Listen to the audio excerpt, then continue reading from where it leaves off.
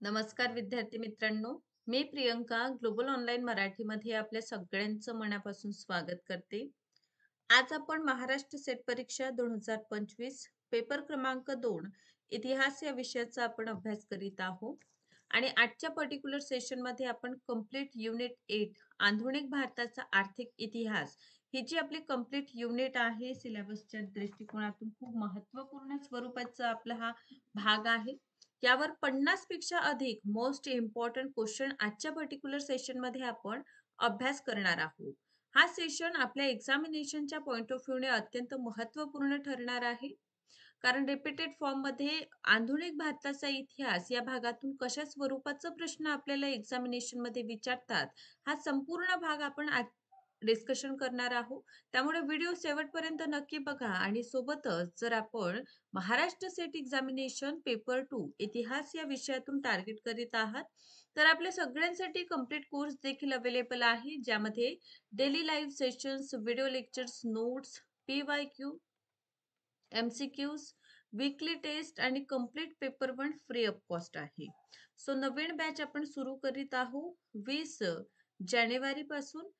20 जानेवारी पासून सुरू होणाऱ्या नवीन बॅचला जॉईन करा. जॉईन करण्यासाठी बघा हे ऑफिशियल नंबर्स आहे, यांवर कॉन्टॅक्ट करा. कोर्स जॉईनिंगची फीस 12,000 आहे.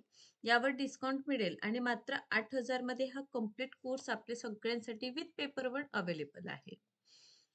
सुरू करूया क्वेश्चन आन्सर सिरीजला. प्रश्न आहे, भारतात पहिला रेल्वे मार्ग कोणाच्या कारकिर्दीत टाकण्यात आला?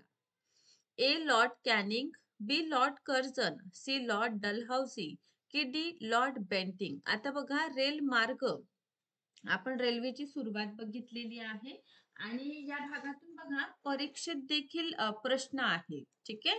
So obviously very correct answer इथे लॉर्ड डलहौसी आहे, कारण लॉर्ड डलहौसी यांच्या टाइम पिरियड मध्ये आपण बघतो रेल्वे जी आहे याला टाकण्याला सुरुवात झालेली आहे.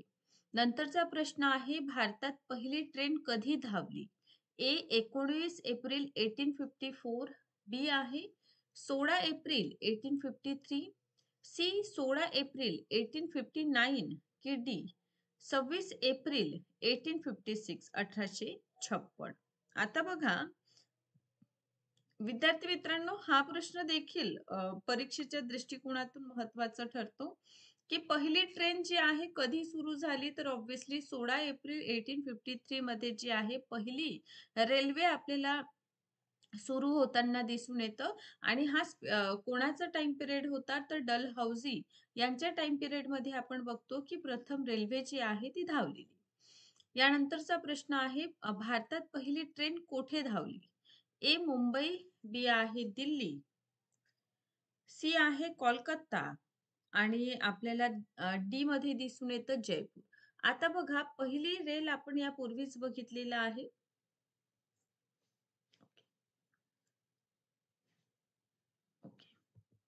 पहिली ट्रेन आपण आताच बघितलेला आहे की 16 एप्रिल 1853 ला जी आहे पहिली ट्रेन जी आहे धावलेली आहे. ठीक आहे. सो या टाइम पिरियड मध्ये बघा कोण होते, तर लॉर्ड डलहौसी यांच्या टाइम पिरियड मध्ये आपल्याला ही घटना दिसून येतं. तर भारतातील पहिली ट्रेन कुठे धावली? ठीक आहे, मुंबई, दिल्ली, कोलकाता की जयपूर. सो ऑब्विसली विद्यार्थी मित्रांनो, पहिली प्रवासी ट्रेन आपण मुंबई बोरी बंदर पासून तर ठाणे अशी याची सुरुवात बघतो, जी कधी धावलेली आहे 16 एप्रिल 1853 ला. ठीक आहे. सो हे खूप महत्वाचं आपल्याला दिसून येतं आणि एक्झामिनेशनच्या पॉइंट ऑफ व्ह्यूने देखील हा प्रश्न इम्पॉर्टंट आहे. यानंतरच्या प्रश्नाकडे आपण वळूया. क्वेश्चन आहे, 1853 साली लॉर्ड डलहौसी लॉर्ड डलहौसीने पहिली तार कोणादरम्यान सुरू केली? ठीक आहे. तार यंत्रणा जी आहे याला सुरुवात विचारलेला आहे कधी झालेली म्हणून. ठीक आहे. सो ए मुंबई आणि ठाणे, बी आहे कलकत्ता आणि मद्रास, सी आहे मुंबई आणि आग्रा आणि डी आहे कलकत्ता आणि आग्रा. ठीक आहे. चला बरं. आता बघा, इथे जर आपल्याला विचारण्यात आलं की रेल्वे मार्ग सुरू कधी झाला? ठीक आहे. सो रेल्वे मार्गांचं लक्षात घ्या आपल्याला लॉर्ड डलहौसी यांच्या टाइम पिरियड मधली ही घटना आहे. ठीक आहे. सो डलहौसी यांचं नाव एक लक्षात घ्यायचं आहे. कधी पहिली रेल धावली तर 1853 ला.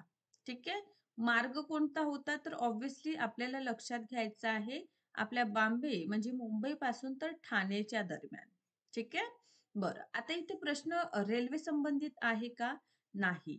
तारा संबंधित प्रश्न आहे. टेलिग्राफ संबंधित हा प्रश्न आपल्याला दिसून येतं. तर ऑब्व्हियसली हे जे टेलिग्राफ आहे याची सुद्धा सुरुवात लॉर्ड डलहौसीच्या टाइम पिरियडमध्ये झाली. इलेक्ट्रिक टेलिग्राफ प्रणालीला सुरू करणारे लॉर्ड डलहौसी आहे. कुठून तर कलकत्तापासून आग्र्यापर्यंत. ठीक आहे. सो पहिली आपल्याला दिसून येतं टेलिग्राफ लाईन जी आहे 1853-1854 च्या टाइम पिरियडमध्ये सुरू झालेला आपल्याला पाहायला मिळतं. ठीक आहे. चला. बरं. ठीक, त्यामुळे ऑब्व्हियसली इथे आन्सर आपल्याला काय दिसून येतं? डी. नेक्स्ट आहे भारतातील भारतातील पहिली कापड गिरणी कोणत्या शहरात स्थापन झाली? ठीक आहे. सो ए सुरत, बी आपल्याला दिसून येतं बॉम्बे, सी आहे सी आहे अहमदाबाद आणि डी आहे कोयंबतूर. ठीक आहे. सो इथे प्रश्न काय विचारलेला आहे? हां. सो बघा आपल्याला दिसून येतं प्रश्न जी आहे पहिली कापूस गिरणी विचारलेला आहे. ठीक आहे. सो आपल्याला लक्षात घ्यावं लागेल की टाइम पिरियड काय होता हा? 1854 चा टाइम पिरियड आहे. यामध्ये आपण बघतो मुंबईतील पहिली कापूस कापड गिरणी स्थापन झालेली आणि 1854 मध्ये ही जी कापड गिरणी बॉम्बे म्हणजे आपल्या मुंबईला सुरू झालेली आहे, बॉम्बेला सुरू झालेली आहे. भारतातून इंग्लंड आणि चीनमध्ये कच्च्या कापसाचं निर्यात जे आहे, ठीक आहे, इथून सुरू झालेले आपल्याला दिसून येतं. या कापूस पिकाला मोठी मागणी आपल्याला या पर्टिक्युलर टाइम पिरियडमध्ये जे आहे सुरू झालेलं दिसून येतं आणि यातूनच पहिली कापूस गिरणी मुंबईतील ताडदेव येथे स्थापन झालेली 1854 ज्याला बॉम्बे टेक्सटाईल मिल असं म्हटलं जातं. या गिरणीची स्थापना जी आहे कावसजी नानाभाई डावर यांनी केलेली आहे आणि यापूर्वी देखील जेव्हा आपण अभ्यास केलेला आहे तेव्हा देखील हा प्रश्न आपण डिस्कशन केलेला. चला, यानंतरचा प्रश्न आपल्याला दिसून येतं हा संपूर्ण भाग युनिट 8 मधून विचारलेला आहे. ठीक आहे. सो बघा 1881 मध्ये भारतीयांनी स्थापन केलेली आणि त्यांच्याद्वारे व्यवस्थापित केलेली ही भारतातील पहिली मर्यादित दायित्व बँक आहे. आता बँकांचा इतिहास आपण जाणून घेतलेला पूर्णतः आहे ना. हा. सो बघा ए आहे हिंदुस्तान कमर्शियल बँक, बी आहे अवध कमर्शियल बँक, सी आपल्याला दिसून येतं पंजाब नॅशनल बँक आणि डी आहे पंजाब आणि सिंध बँक. मी संपूर्ण हा भाग तुम्हाला सांगितलेला आहे. ठीक आहे. सो अवध कमर्शियल बँक 1881 ला स्थापन झालेली आपल्याला दिसून येतं. ठीक आहे. म्हणजे ऋणांच्या आधारावर विशेष रूपात हे भारतीयांद्वारा शासित करण्यात आलेली आपल्याला दिसून येतं. त्यामुळे अवध कमर्शियल बँक हा नाव आपल्याला काय करायचं आहे लक्षात घ्यायचं आहे. 1881 ला हे काय झालेलं आहे इस्टॅब्लिशमेंट याचं झालेलं आपल्याला दिसून येतं. ठीक आहे. चला नेक्स्ट प्रश्नाकडे वळूया. ब्रिटिश राजवटीत भारतात उद्योगांचा स्वतंत्र विकास झाला नाही. याचं काय कारण ठरलेलं? ठीक आहे. ए बघा जड उद्योगांची अनुपस्थिती, बी आहे विदेशी भांडवलांचा अभाव, सी आहे नैसर्गिक संसाधनाचा अभाव की ऑप्शन डी श्रीमंत वर्गाकडून रिअल इस्टेटमध्ये गुंतवणूक करण्यास प्राधान्य. ठीक आहे. सो आपल्याला काय पाहायला मिळतं आपण ब्रिटिश भारतातील औद्योगिकरण याविषयी आपण बघतो. ठीक आहे. चला. So obviously very correct answer आहे जड उद्योगांची अनुपस्थिती. मोठ्या मोठ्या जे जड उद्योग आहे आपल्याला दिसून येत नाही आणि सोबतच या पर्टिक्युलर टाईम पिरियडमध्ये आपण बघतो की विविध आर्थिक आणि राजकीय कारण होते, ज्यामुळे उत्पादन क्षेत्रातील रोजगार देखील कमी झालं. ज्यामध्ये पारंपरिक जे हस्तकला आहे त्याचं ऱ्हास आहे ना, कृषीला वाणिज्यिक स्वरूप प्राप्त झालेलं आपण बघतो. विविध टॅक्सेस वाढवलेले आपण बघतो. ठीक आहे. सो अशा परिस्थितीत जड उद्योगांचं मोठ्या प्रमाणात वाव मिळाली नाही आणि हे सुद्धा उद्योगांचं ऱ्हासाला एक कारण ठरलेलं आपण बघतो. नेक्स्ट आहे भारतीय हस्तकला उद्योगाच्या घसरणीचे कारण काय? ए. इंग्रजांकडून भारतीय विणकरांना तयार माल कमीत कमी किमतीत घेणे. बी. कच्चा मालांवर ब्रिटिशांचं नियंत्रण. सी. इंग्लंडमध्ये आयात केलेल्या भारतीय वस्तूंवर भारी आयात कर. की ऑप्शन क्रमांक डी वरीलपैकी सर्व. सो इथे ऑब्व्हियसली विद्यार्थी मित्रांनो आपण बघतो की वरीलपैकी सर्व, कारण भारतीय हस्तउद्योग जे आहे परंपरागत उद्योग 18व्या शतकात कमी होऊन त्याचं झपाट्याने जे आहे म्हणजे ऱ्हासाला सुरुवात झालेली आपण बघतो आणि यासाठी जे भारतीय विणकर आहे, ठीक आहे, यांचं माल कमी किमतीत घेतलं जायचं आणि मोठ्या प्रमाणात कच्चा माल उत्पादन, नगदी पिके घेण्यासाठी यांच्यावर बंधने होती. इंग्लंडमध्ये जर भारतीय माल जात आहे, तर चुंगी जी आहे, टॅक्स एक प्रकारचं जे आहे, ते मोठ्या प्रमाणात 50% होता. ठीक आहे. सो ह्या सगळ्या परिस्थितीत भारतीय जे हस्तकला उद्योग आहे, याचं ऱ्हास झालेला आपण बघतो. आहे ना? त्यामुळे ऑप्शन क्रमांक डी. चला. यानंतरच्या भागात आपण काय बघतो? भारतातील औद्योगिकरण किंवा पूर्व औद्योगिकरणाचा कालावधी काय आहे? ठीक आहे. 1757 पासून 1857. नेक्स्ट आपल्याला दिसून येतं ऑप्शन बी आहे 1800 पासून 1850. ठीक आहे. सी आपल्याला पाहायला मिळतं 1850 पासून 1947 की ऑप्शन डी यापैकी काहीही नाही. सो ऑब्व्हियसली 1800 पासून 1850. ठीक आहे. या पर्टिक्युलर टाइम पिरियड मध्ये आपल्याला औद्योगिकरण आणि पूर्व औद्योगिकरणाचा कालखंड दिसून येतं. इंग्लंडमध्ये मोठ्या औद्योगिक क्रांती आपण बघितलं आहे की यंत्र जे आहे, मशीन यांचा वापर झालेलं. त्यामुळे 1800 पासून 1850. नेक्स्ट प्रश्न आहे भारतात आधुनिक उद्योगाची स्थापना कधी झाली? Option A 1550 eddy. बी आहे 1650 इसवी सन. सी आहे 1750 इसवी सन की ऑप्शन क्रमांक डी 1850. आता बघा भारतात आधुनिक उद्योगांचा विकास. ठीक आहे. आता औद्योगिक विकास ऑब्व्हियसली 1850 मध्ये बघा. भारतात कुटीर उद्योगात हे कुटीर उद्योग जे आहे सगळ्यात आपण जुनं असं उद्योग बघतो. आहे ना? कुटीर उद्योग हे खूप महत्वाचं, कारण कुटीर उद्योगामध्ये हस्तशिल्प येतात. आहे ना?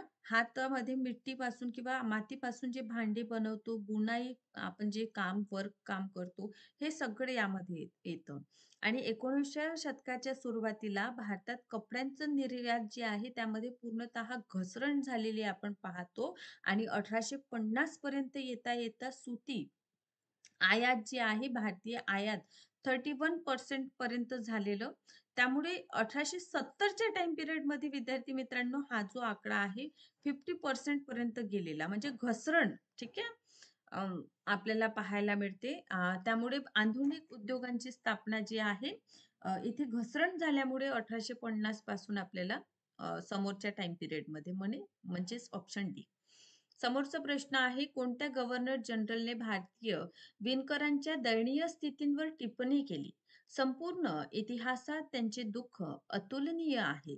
कापड विणकरांच्या हाडांमुळे भारताची भूमी पांढरी झाली आहे. A. Lord Cornwallis. B. William Bentinck. C. Lord Dalhousie की डी. Lord Canning.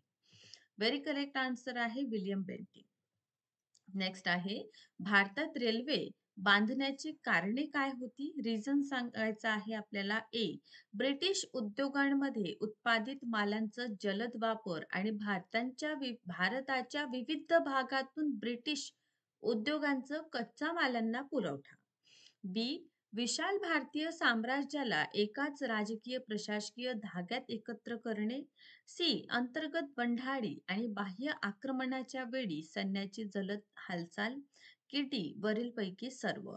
रेल्वे का बरं बांधण्यात आले? ऑब्व्हियसली सगळेच रिझन आहे म्हणून ऑल ऑफ अबव. पहा, ब्रिटिश उद्योगामध्ये उत्पादित माल जो आहे तो एका ठिकाणाहून दुसऱ्या ठिकाणी नेण्यासाठी कच्चा माल जो आहे ऑब्व्हियसली त्याला अ, अ, अ, एका बंदरगाहापासून दुसऱ्या बंदरगाहापर्यंत पोहोचवण्यासाठी मोठं एक बाजारपेठ निर्माण झालेलं. ठीक आहे. अंतर्गत बंधाडी म्हणजे जर कुठे जसं आपण उठाव बघतो. बरोबर. सो अशासारखी जर परिस्थिती निर्माण झाली तर तिथे सैनिकी ताकद जलद गतीने पोहोचवता यावी याकरिता रेल्वे जी आहे बांधलेली आपल्याला दिसून येतं. त्यामुळे ऑप्शन क्रमांक डी. नेक्स्ट आहे भारतीय राजांद्वारा कर घेऊन भूमि से पानी लेने के समान थी, जो एक पुन्हा वर्षा के रूप में भूमि की उर्वरता देने के लिए वापस आता था, पर अंग्रेजों द्वारा लिया गया कर भारत में वर्षा न कर इंग्लंड में वर्षा करता था. हा जो कथन आहे विद्यार्थी मित्रांनो, आर.सी. दत्त यांचं आपल्याला दिसून येतं आणि आर.सी. दत्त यांचं पुस्तक जर कधी विचारलं तर इकॉनॉमिक्स हिस्ट्री ऑफ इंडिया आहे. नेक्स्ट आहे दुष्काळ टाळण्यासाठी आणि दुष्काळग्रस्तांना मदत करण्यासाठी भारत सरकारने फमाईन कोड जे आहे त्याला कधी प्रसिद्ध केलं? ए 1879, बी 1881, सी 1883 की डी 1885. सो ऑब्व्हियसली याचं उत्तर आहे 1883. आणि जेव्हा दुष्काळ आयोगांविषयी आपण डिस्कशन केलेलं त्या भागामध्ये हा संपूर्ण आपण भाग डिस्कशन केलेला आहे. समोरचा प्रश्न आहे भारतात विकेंद्रीयकरणाची सुरुवात कोणाच्या काळात झाली? A. Lord Dufferin, C. Lord Lytton, C. Lord Ripon की लॉर्ड मेयो. आता बघा, विकेंद्रीयकरणाला सुरुवात जी आहे लॉर्ड मेयो यांच्या टाइम पिरियड मध्ये झालेली आहे. त्यानंतरचं क्वेश्चन आहे रेल्वे विभागासाठी स्वतंत्र रेल्वे बजेट कधीपासून सुरू झालं? ए. 1925 पासून, बी. 1929 पासून, सी आहे 1858 की डी 1935. ठीक आहे. स्वतंत्र रेल्वे बजेटला सुरुवात 1925 पासून झालेला आपण बघतो. यानंतरचा प्रश्न आहे दादाभाई नौरोजींनी इंग्रजांनी केलेले काम वाईटाचे दृष्ट असं म्हटलं आहे. ठीक आहे. कोणत्या कृत्याला? भारतीय पारंपरिक उद्योगाचा नाश, बी. सर्व उच्च पदावरील ब्रिटिशांची भरती, की सी. ड्रेन ऑफ मनी, की डी. नीलहानी भारतीयांसोबत केलेले उपचार. सो ऑब्व्हियसली दादाभाई नौरोजी यांनी आपल्याला दिलेला आहे ड्रेन थेरी. ठीक आहे. धन निष्काशनाचा सिद्धांत आणि या धन निष्काशनाच्या सिद्धांतामध्ये कशा प्रकारे वर्णन केलेलं आहे, जसं भारतातून इंग्लंडमध्ये वस्तू जात आहे. ठीक आहे. आता या वस्तू किंवा जे काही माल जात आहे त्या मोबदल्यात भारताला काहीच मिळत नाही. ठीक आहे. या संबंधित इंग्लंड डेब्ट टू इंडिया यामध्ये दादाभाई नौरोजी यांनी वर्णन केलेलं आहे. यानंतरचा प्रश्न आहे 1880 मध्ये पहिल्या दुष्काळ आयोगाचे अध्यक्ष कोण होते? ए. रिचर्ड स्ट्रेची, बी आहे सर मॅकडोनेल, सी आहे जे बी लिले की डी मॉरिसन. सो ऑब्व्हियसली 1880 मध्ये दुष्काळ आयोग आलेला आपल्याला दिसून येतं आणि या दुष्काळ आयोगाचे जे अध्यक्ष होते सर रिचर्ड स्ट्रेची आयोग ज्याला आपण म्हणतो आहे ना. त्यामुळे ऑप्शन क्रमांक ए. नेक्स्ट प्रश्न आहे लॉर्ड कर्झन यांनी 1900 मध्ये दुष्काळ आयोगाचं प्रमुख म्हणून कोणाची नियुक्त केली? ए. लॉर्ड लीट, बी आहे अँथनी मॅकडोनाल्ड, सी आहे ॲचिसन की D Sir Baldwin Scott Mackies. Okay. So very correct, Anthony MacDonnell यांचं आपल्याला दुष्काळ आयोग आलेलं दिसून येतं. बघा, दुष्काळ आयोगांवर आपल्याला परीक्षेमध्ये देखील प्रश्न विचारलेले आहे. त्यामुळे हा आयोग व्यवस्थित करून घ्यायचा आहे. एकच नाही तर स्ट्रेची असू द्या किंवा जितके पण आयोग आपण दुष्काळासंबंधित रिकमेंडेशन करताना आपल्याला दिसून येतं, या सगळ्यांविषयी आपल्याला अभ्यासायचं आहे. यानंतरचं आहे 20व्या शतकाच्या पूर्वार्धात 1942-1943 मध्ये देशातील सर्वात भीषण दुष्काळ कुठे पडला? ए बंगाल, बी महाराष्ट्र, सी राजस्थान की डी गुजरात. सो ऑब्व्हियसली हा बंगालचा दुष्काळ आहे जो मानवनिर्मित आपल्याला दिसून येतं. सेकंड वर्ल्ड वॉर मध्ये बंगालमधून मोठ्या प्रमाणात अन्नधान्य येऊ लागले आणि त्यामुळे बंगालमध्येच अन्नधान्याची टंचाई जी आहे 1942-43च्या टाइम पिरियड मध्ये निर्माण झालेलं. त्यामुळे 1942-43 ला आलेला हा जो बंगालचा दुष्काळ आहे तो मानवजनित दुष्काळ म्हणलेला दिसून येतो. नेक्स्ट आहे मॅकडोनाल्ड कमिशनची स्थापना कधी झाली? ए 1900 ते 1901, बी 1897 ते 98, सी 1903 म्हणजे 1903 पासून 1904 की यापैकी काहीही नाही.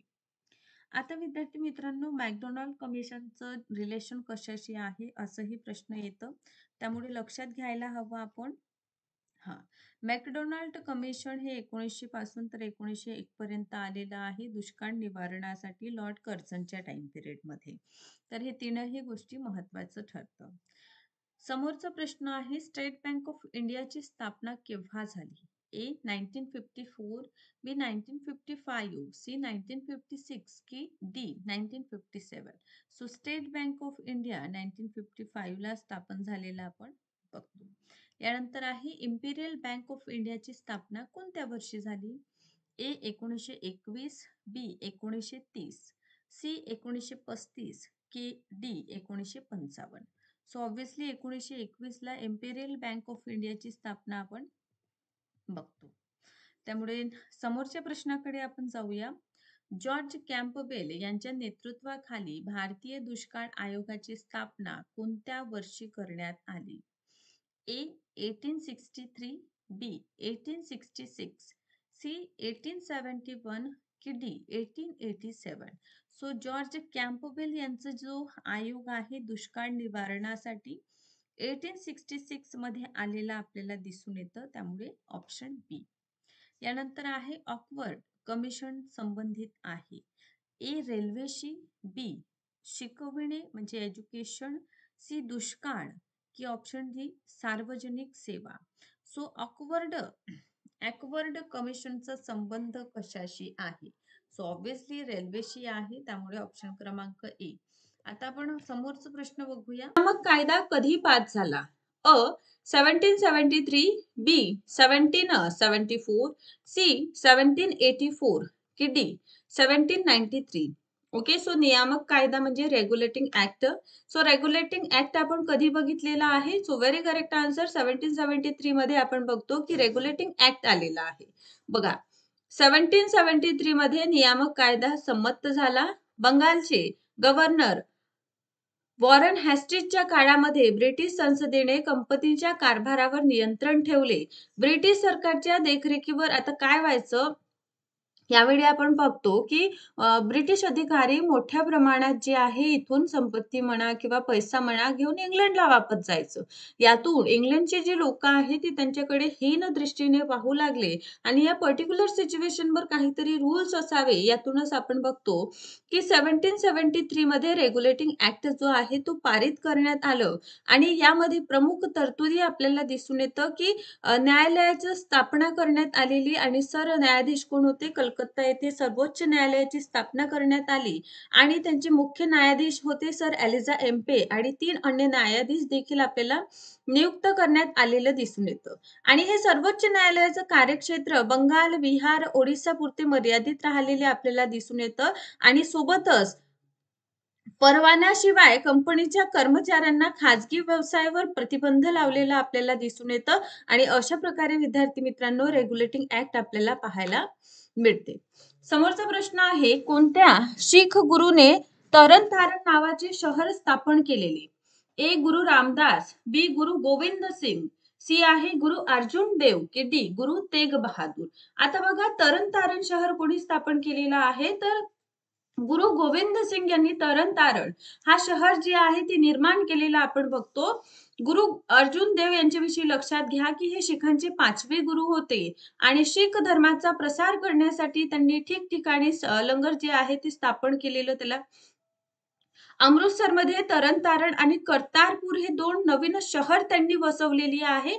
पूर्वीच्या गुरूंचे जे उपदेश आहे त्यांचं संकलन त्यांनी आदी ग्रंथमध्ये केलेलं आहे. ठीक आहे. सो अशा प्रकारे 1606 मध्ये जहांगीर ने गुरु अर्जुन देव यांना खुसरोचं जे विद्रोह आहे त्या विरोधामध्ये फाशीची शिक्षा दिलेली आपल्याला दिसून येतं.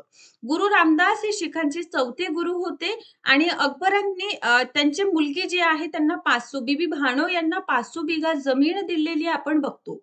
ओके. बरं. त्यांनी अमृतसर शहराची स्थापना केलेली आणि गुरु तेग बहादूर हे शिखांचे 9वे गुरु होते. औरंगजेबाने त्यांना इस्लाम धर्म स्वीकार करण्यास सांगितलं, पण त्यांनी स्वीकार केलं नाही. त्यामुळे त्यांची हत्या जी आहे ती करण्यात आलेली आपण बघतो. ठीक आहे. सो 10वे गुरु कोण होते? गुरु गोविंद सिंग होते, ज्यांनी खालसा पंथ जे आहे त्याचं स्थापना केलेलं आपण बघतो. तर अशा प्रकारे तरन-तारण आणि करतारपूर ही जी शहरे आहे कुणी निर्माण केलेली आहे? गुरु अर्जुन देव यांनी. ओके. चला.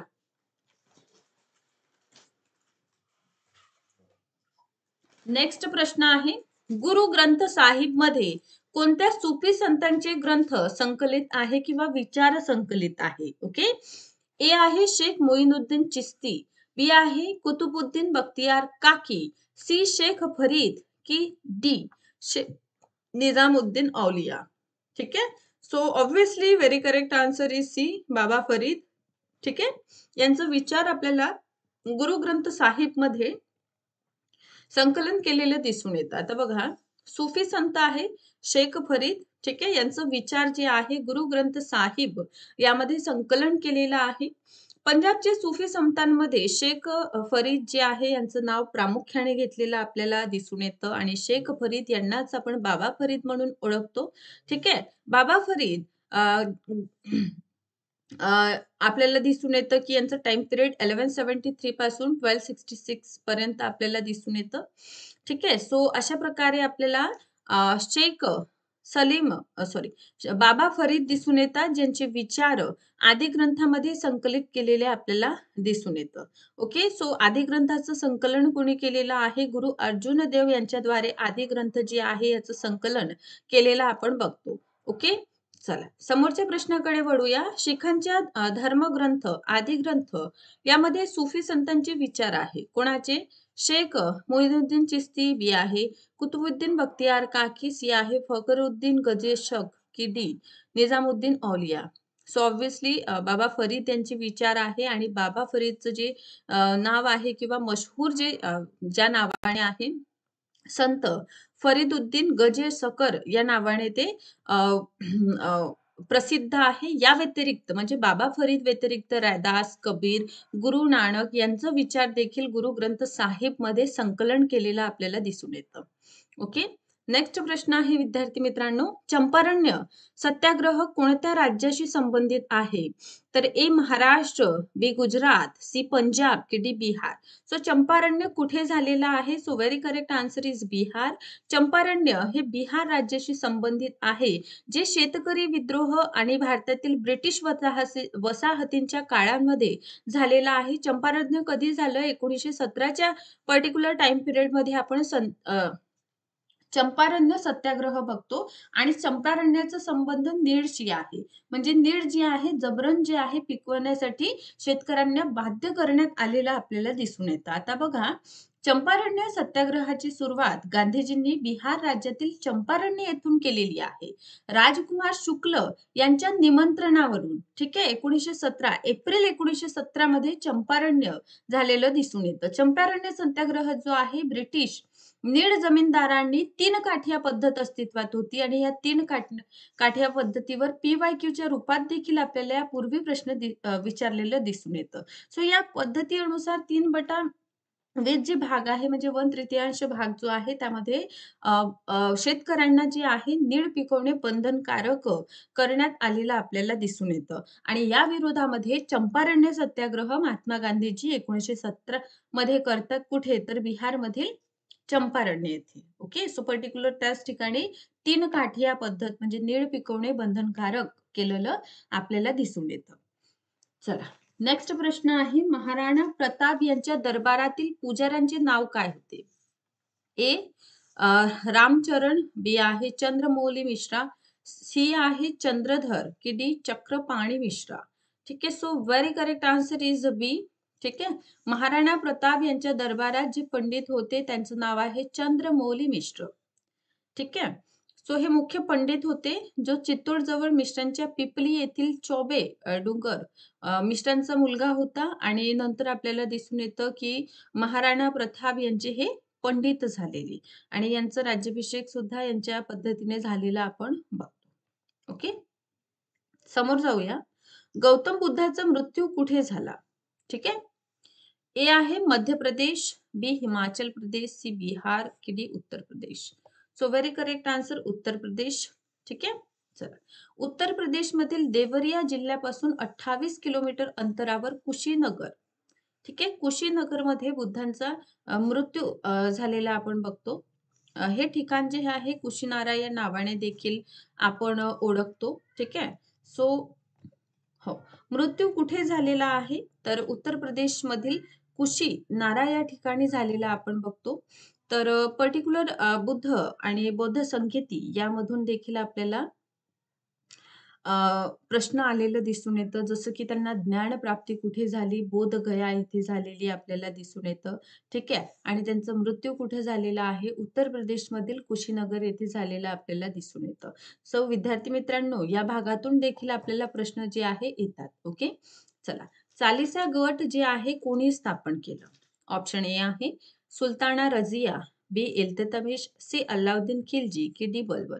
आता मध्ययुगीन इतिहासात देखील हा एक महत्त्वपूर्ण प्रश्न आणि यापूर्वी देखील परीक्षेच्या दृष्टिकोनातून या भागातून आपल्याला प्रश्न येताना दिसून येतात. त्यामुळे लक्षात घ्या, चालिसा दल स्थापन केलेला आहे इल्ततमिश यांनी. ठीक आहे. सो गुलाम वंशाचा आपण विद्यार्थी मित्रांनो अभ्यास केलेला आहे. सो गुलाम वंश जे आहे, ठीक आहे, येथील शासक असतात इल्ततमिश. ठीक आहे. इल्ततमिश यांच्या पर्टिक्युलर टाइम पिरियड मध्ये ते 40 गुलामांचा एक दल निर्माण करतात आणि याला संपवलं कोणी आहे तर लक्षात घ्या बलबन.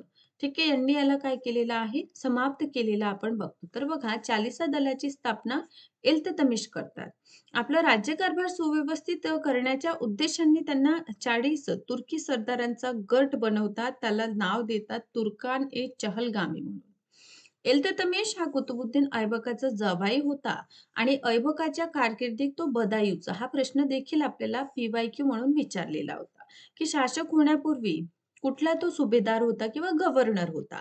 सो बदायूचा. ठीक आहे. सो कुतुबुद्दीन ऐबकांच्या मृत्यूनंतर आरामशहा यांना काढून 1211 मध्ये दिल्लीचा सुलतान इल्ततमिश बनतात आणि इल्ततमिश यांना गुलाम वंशाचा खरा संस्थापक म्हटलं जातं. यानंतर आपण बलबन बघतो, जे चालिसा गटाचे एक सदस्य होते आणि समोर ते काय होतात? शासक होतात आणि जेव्हा ते शासक होणार तेव्हा ते काय करणार? तुर्काणी चहालगामी याचं ते नष्ट करणार.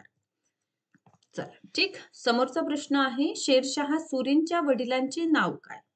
ए इस्लाम शाह सुरी, बी आहे हसन खान सुरी, सी आहे इब्राहिम खान सुरी, की डी निजाम खान. तर मला सांगा, बरं. सो मला सांगा शेरशाह सुरी, ठीक आहे, आपण बघितलं आहे सूरवंश. ठीक आहे. चला, सूरवंशामध्ये आपण शेरशाह सुरी यांचा देखील अभ्यास केलेला आहे. सो त्यांच्या वडिलांचं नाव काय आहे? तर हसन खान सुरी हे शेरशाह सुरींचे वडिलांचं नाव आहे. जे ओके.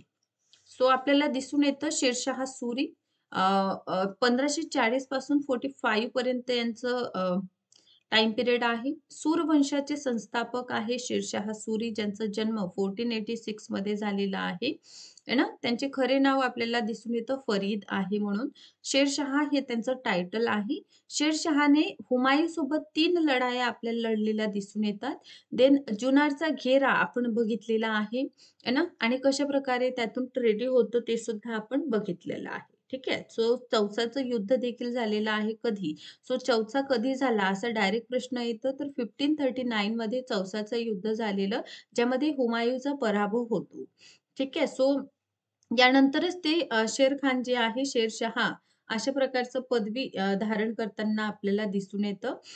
तर बघा शेरशाह सुरी आणि हुमायूँ यांचं जरा टाइम पिरियड आपल्याला मध्यभागी दिसून येतं. त्यामुळे जेव्हा आपण मुघल शासक हुमायूँ यांचा अभ्यास करतो त्याच पर्टिक्युलर टाईम पिरियड किंवा लगेच नंतर आपण शेरशाह सुरी यांच्याविषयी आपण अभ्यास करतो. कारण 1540 पासून तर 45 पर्यंत आपल्याला शेरशाह सुरी यांचा टाईम पिरियड दिसून येतं. ओके. चला. नंतरचा प्रश्न आहे, अवधच्या राज्याचा शेवटचा नवाब कोण होता? ए. चिंगलीज खान, बी आहे अजमल अली शाह, सी. वाजिद अली शाह, की डी. शहादत खान. सो शेवटचा नवाब कोण आहे? असा प्रश्न आहे. सो ऑब्व्हियसली वाजिद अली शाह आहे.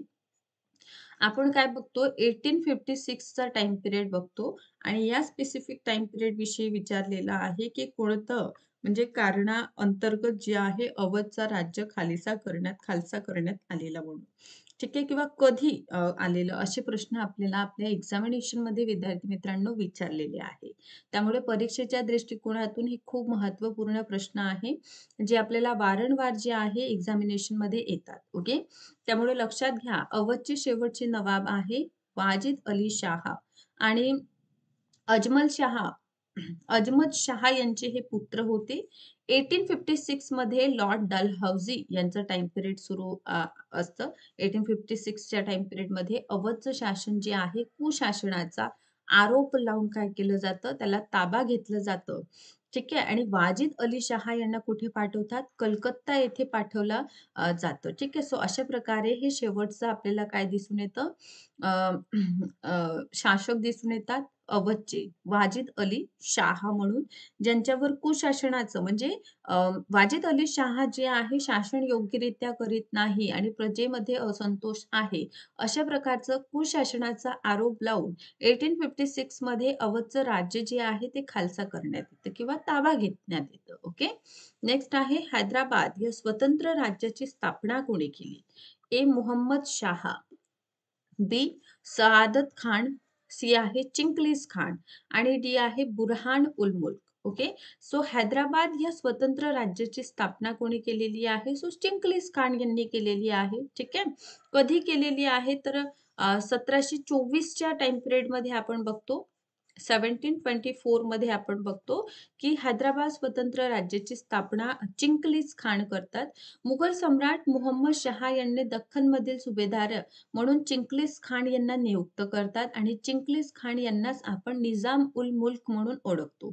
यांनी 1724 मध्ये जी आहे हैदराबादची म्हणजे स्वतंत्र हैदराबादची स्थापना केलेली. पण यापूर्वी म्हणजे 1724 पूर्वी 1722 मध्ये हे तेथील राज्यपाल म्हणजे गव्हर्नर आपल्याला दिसून येतं. सो अशा प्रकारे स्वतंत्र हैदराबाद राज्याची स्थापना करणारे कोण आहे? निजाम उल मुल्क आहे. आणि समोर आपण बघतो की निजाम मुल्क मुल्क जे आहे शाकूरखेड्याची लढाई होतं. ठीक आहे. सो अशा प्रकारे हे पूर्णतः हैदराबाद ज्याविषयी आपण डिटेलमध्ये देखील बघितलेलं आहे. समोर जाऊया आपण. मुघल साम्राज्य कधी आपल्याला म्हणजे ऱ्हास झालेलं दिसून येतं. सो ए आहे 1739, बी आहे 1755, सी आहे वर्ष 1707 आणि डी आहे 1862. ऱ्हासाला सुरुवात ठीक आहे. So obviously 1707. का बरं 1707? कारण 1707 मध्ये आपण बघतो की मुघल शासक औरंगजेब यांचा मृत्यू होतो. आणि औरंगजेब यांच्या मृत्यूनंतर आपण बघतो की जे नंतरचे राज्यकर्ते आहे म्हणजे उत्तरवर्ती मुघल शासक जे आहे ते तेवढे सक्षम नव्हते आणि यातूनच मुघल साम्राज्याच्या पतनाला सुरुवात झालेली आपण बघतो. सो लक्षात घ्या कधीही जसं 1707 नंतर क्षेत्रीय शक्ती ज्यामध्ये बंगाल असू द्या, हैदराबाद असू द्या यांनी सुद्धा स्वतंत्र आपल्याला राज्य करताना दिसून येतात है ना. सो यावेळी जे आहे उत्तरवर्ती शासकांमध्ये मजबूत आपल्याला नेतृत्वाचा अभाव जे आहे ते पाहायला मिळतं आणि या सगळ्या कारणामुळे 1707 नंतर मुघल सत्तेचे ऱ्हासाला किंवा पतनाला जी आहे सुरुवात होताना आपण बघतो. चला. नंतरचा प्रश्न आहे आलमगीर द्वितीयांच्या वडिलांची नौका कोणत्या होत्या? ठीक आहे. चला. ए. जहादार शाह, बी आहे अली गोहर, सी आहे अझीजुद्दीन आणि डी आहे अहमद शहा. सो लक्षात घ्या आलमगीर द्वितीय यांच्या वडिलांचं नाव काय आहे? तर त्यांच्या वडिलांचं नाव आहे जहादार शाह. ठीक आहे. आणि त्यांच्या आईचं नाव आहे अनुपबाई. जन्म आहे यांचं 6 जून 1699 बुरहानपूर येथे झालेला आहे आणि त्यांचं मूळ नाव अजी जुद्दीन आपल्याला दिसून येतं आणि टायटल आहे आलमगीर दुसरा. आलमगीर द्वितीय टाइम पिरियड आहे 1754 पासून 1759. त्यांचं वजीर कोण होता तर इमाद मुल्क होता. ठीक आहे. सो अशा प्रकारे आपण बघतो आलमगीर द्वितीय आणि कधीही लक्षात घ्या उत्तरवर्ती शासक लास्ट इयर म्हणजे 23-24 पासून जरा हा जो टॉपिक आहे यावर जरा फोकस केलेला आपल्याला दिसून येतं. त्यामुळे आपल्या परीक्षेच्या दृष्टिकोनातून देखील हा विषय थोडा आपल्यासाठी महत्त्वाचा ठरतो. ओके. समोरचा प्रश्न आहे शाह आलम द्वितीयचं मूळ नाव काय? ए. आलमगीर द्वितीय, बी आहे अली गोहर, सी आहे अझीझुद्दीन आणि डी आहे अहमद शाह. सो शाह आलम द्वितीय यांचं नाव आहे शहजादा अली गोहर. ठीक आहे. आणि शाह आलम द्वितीय हे त्यांचं टायटल आहे. हे 17वे मुघल शासक होते शाह आलम दुसरे. ठीक आहे. सो बादशहा आणि मराठा इंग्रजांच्या हातातील हे बाहुले बनून राहिलेले आपल्याला दिसून येतं आणि यांच्या स्पेसिफिक टाइम पिरियडमध्ये 1761 मध्ये पानिपतचं तिसरं युद्ध झालेलं. सोबतच बक्सरच्या युद्धाच्या वेळी मुघल शासक कोण होते असाही प्रश्न येतो. त्यामुळे शाह आलम द्वितीय लक्षात घ्या ज्यांचं मूळ नाव अली गोहर आहे. ओके. सो अशा प्रकारे आपण काय बघतो शाह आलम द्वितीय बघतो ज्यांच्या स्पेसिफिक टाइम पिरियडमध्ये पानिपतचं आणि सेकंडली आपण बघतो ते म्हणजे बक्सरचं युद्ध ठीक आहे झालेलं आहे. नेक्स्ट आहे संगम साहित्य म्हणजे काय? ए. संगम कवितांमध्ये भौतिक संस्कृतीचा संदर्भ नाही. बी आहे वर्णांचे सामाजिक वर्गीकरण संगम कवींना माहीत होते. सी. संगम कवितांमध्ये उणाऱ्यांच्या शौर्यांचा संदर्भ नाही. की डी. संगम साहित्यात जादुई शक्ती जाणून घेणे आणि विसंगती मानले जातं. सो ऑब्व्हियसली याचं करेक्ट आन्सर आहे बी. ठीक आहे. चला. सो संगम साहित्य यामध्ये पाथुपट्टू, इथिकोकाई, पादिक, केला, कंगू या 3 भागात विभागले आहे. संगम साहित्यात राजांच्या प्रेमांवर, त्यांच्या स्तुतींवर भर दिलेला आहे. या साहित्यात संगम युगाचं तपशील माहिती मिळतं. संगम तमिळ भाषेत लिहिलेलं साहित्य आहे, ज्यामध्ये तोलक, पीयम, शिल्पाधिकारम, मणिमैकल्ले या ग्रंथांचा समावेश आहे. संगम हे तमिळ कवींचं संमेलन होते. 8व्या शतकातील 3 संगमांचं वर्णन आपल्याला दिसून येतं, ज्यापैकी पहिली संगम मदुराई, दुसरी कपाटपुरम आणि तिसरं मदुराई येथे झालेलं आपण बघतो. कधीही लक्षात घ्या की या संगमांना कोणी संरक्षण दिले तर पांड्य शासकांनी याला संरक्षण दिलेलं आहे. सो वर्णाचं सामाजिक वर्गीकरण कवींना माहीत होते. हे संगम साहित्यावरून आपल्याला कळून येतं. सो अशा प्रकारे संगम साहित्य हा एक महत्त्वपूर्ण टॉपिक आपल्या परीक्षेच्या दृष्टिकोनातून महत्त्वाचा ठरतो. समोरचा प्रश्न आहे बहादूर शाह प्रथम नंतर कोणी राज्य केले? ए. अजिमुशान, बी आहे रफी उशान आणि सी आहे जहानशाह की D Jahandar Shah. So very correct answer is आपल्याला डी जहादार शाह यांनी राज्य केलेलं आहे. बहादूर शाह नंतर जहादार शाह ठीक आहे वयाच्या 65 या वर्षी हे शासक झालेले. त्याला शाह आलम पहिला आणि शाह ए बेखबर असंही म्हणतात. शासक बनल्यानंतर त्यांनी आपल्या समर्थकांना नवीन पदव्या आणि उच्च दर्जा दिलं. ठीक आहे आणि त्यांनी आपलं वजीर म्हणून मुनीम खान यांची नियुक्ती केलेली आपल्याला दिसून येतं. सो लक्षात घ्या उत्तरवर्ती मुघल शासक हा देखील एक टॉपिक आहे जे आपल्या परीक्षेच्या दृष्टिकोनातून आपल्यासाठी महत्त्वाचा ठरणार आहे. समोर जाऊया 18 क्रमांकाचा प्रश्न आहे हाथीगुंफा शिलालेख कोणत्या शासकांना माहिती देणारा स्रोत आहे? ए. खारवेल, बी आहे अशोका, सी आहे हर्षवर्धन की डी कनिष्क. सो विद्यार्थी मित्रांनो हाथीगुंफा अभिलेख हे चेदी वंशाचे शासक खारवेल यांच्याविषयी आपल्याला माहिती देतं आणि भारतवर्ष म्हणून उल्लेख करणारा हा पहिला अभिलेख दिसून येतो आणि PYQच्या रूपात या भागातून प्रश्न देखील आपल्याला विचारलेला आहे. ठीक आहे. खारवेल चेदी वंशाचे शासक होते. ठीक आहे. बरं जैन धर्माचा उल्लेख करणारा प्रथम अभिलेख आहे खारवेल. ठीक आहे. खारवेलचं जीवन त्यांच्याविषयी माहिती देखील आपल्याला कुठे मिळतं तर हाती गुंफा अभिलेखातून मिळते. ओके. नेक्स्ट आहे भारतीय राष्ट्रीय काँग्रेसचे पहिले अध्यक्ष कोण होते? ए. दादाभाई नौरोजी, बी. एल. एम. ह्यूम, सी आहे महात्मा गांधीजी की उमेशचंद्र बॅनर्जी. 1885 ला आपण बघतो इंडियन नॅशनल काँग्रेसचं प्रथम अधिवेशन जे आहे ते होतं. ठीक आहे. आणि एलम ह्यून यांच्या पुढाकाराने आपण बघतो 72 प्रतिनिधी जी आहे, पहिली जी इंडियन नॅशनल काँग्रेसचं 28 डिसेंबर 1885 ला जे प्रथम अधिवेशन होतं ते मुंबईला होतं. ठीक आहे. गोकुलदास तेजपाल संस्कृत महाविद्यालयात हे पहिले अधिवेशन झालेले, ज्याचे आपल्याला अध्यक्ष दिसून येतं उमेशचंद्र बॅनर्जी. ओके. या अधिवेशनामध्ये 72 प्रतिनिधींनी सहभाग घेतलेला आपल्याला दिसून येतं. ठीक आहे. त्यामुळे हे खूप महत्त्वपूर्ण आपल्याला टॉपिक आहे आणि नक्कीच काँग्रेसच्या अधिवेशनावर 2024च्या प्रश्नपत्रिकेमध्ये देखील प्रश्न आलेले आहेत. त्यामुळे काँग्रेसचे अधिवेशन आपल्याला परीक्षेच्या दृष्टिकोनातून युनिट 9 अभ्यास करणं देखील महत्त्वाचं ठरणार आहे. समोर जाऊया. सर जॉन हर्बर्ट मार्शल कोण होते? ए. वैज्ञानिक, बी. पुरातत्वशास्त्रज्ञ, सी आहे राज्यपाल, की डी. व्हॉइसरॉय. ठीक आहे. सो ऑब्व्हियसली हे पुरातत्वशास्त्रज्ञ होते. 1902 जॉन मार्शल विषयी म्हटलं आहे. 1902 पासून 1928 पर्यंत भारतीय पुरातत्व सर्वेक्षणाचे महासंचालक होते आणि 24 मध्ये पहिले सरसंचालक कोण आहे? असं प्रश्न आपल्याला दिसून येतं. तर अलेक्झांडर कर्निंगम हे पुरातत्वाचे पहिले सरसंचालक म्हणून त्यांची नियुक्ती झालेली आपण बघतो आणि 1902 पासून 1928 च्या स्पेसिफिक टाईम पिरियडमध्ये सर जॉन मार्शल जे आहे हे आपल्याला सरसंचालक दिसून येतं आणि यांच्या स्पेसिफिक टाईम पिरियडमध्ये मोहनजोदडो, हडप्पा हे जे महत्त्वपूर्ण सिंधू घाटी सभ्यतेतील स्थळं आहे, यांचा सुद्धा शोध झालेला आपण बघतो. सो अशा प्रकारे विद्यार्थी मित्रांनो, सर जॉन मार्शल हे काय होतं, तर हे काय होते, तर हे पुरातत्व शास्त्रज्ञ होते. ओके. नेक्स्ट प्रश्न आहे, राजा राममोहन रॉय यांनी कोणत्या समाजाची स्थापना केली? ए. ब्रह्मो समाज, बी. जिव्हाळ्याचा बेळावा, सी आहे भारतीय समाज, की डी. कल्याणकारी सभा.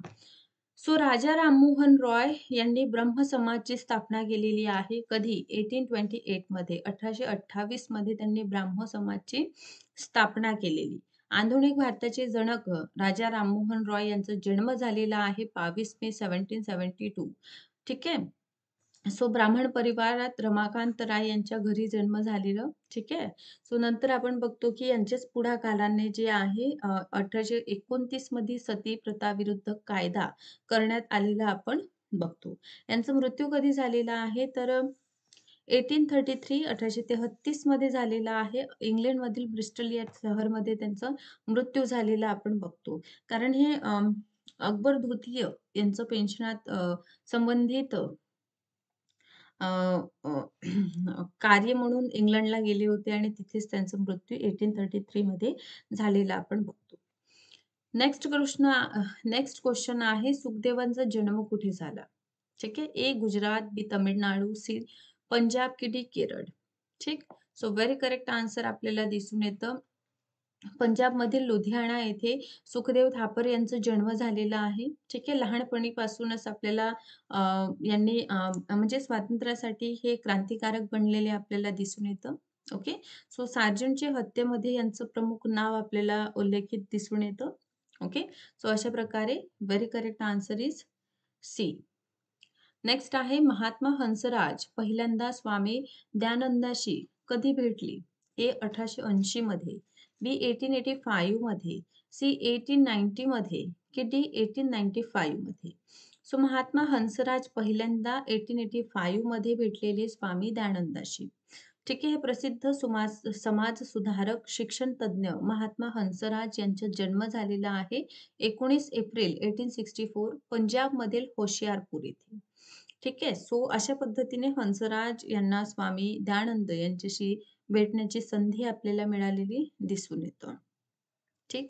1886 मध्ये जे आहे त्यांनी लाहोरमध्ये दयानंद अँग्लो वैदिक हायस्कूलची पायाभरणी केलेली सुद्धा आपण बघतो आणि हा प्रश्न देखील PYQ किंवा आपल्या परीक्षेच्या दृष्टिकोनातून महत्त्वपूर्ण ठरतं.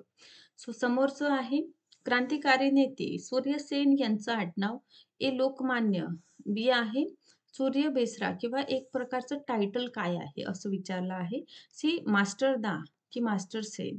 So very correct answer master दा म्हणून त्यांना टोपण नाव होतं. ठीक आहे.